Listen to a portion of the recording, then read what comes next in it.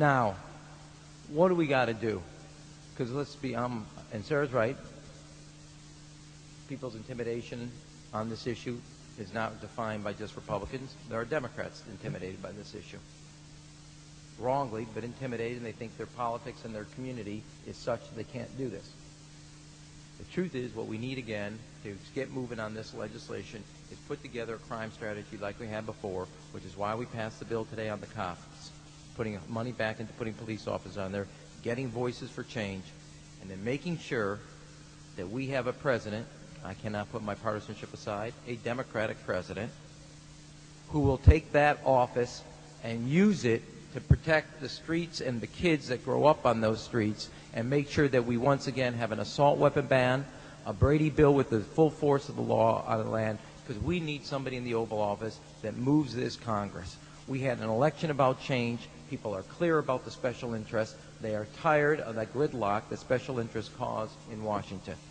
And I think the most simple thing we can do, and we've got to make this a #1 issue as a test vote and then take it into the election, that is, if you are on the no-fly list because you are known as maybe a possible terrorist, you cannot buy a handgun in America.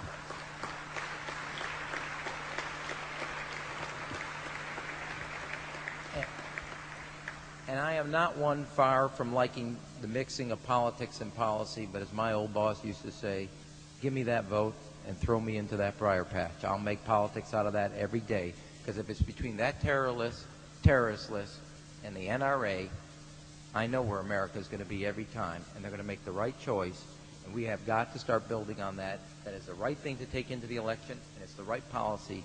If you're on that no-fly list, your access to the right to bear arms is canceled because you're not part of the American family.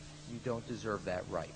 There is no right for you if you're on that terrorist list. That should be #1 in what we do. Make sure there's a full force of the law behind the Brady bill. So to all those who dedicate their lives to seeing sensible gun laws, remember, it's sensible gun laws, police on the beat, giving our kids an alternative to that street, and making sure that we have the drug laws so people, because those are the type of people who are most access to most violent types of crimes.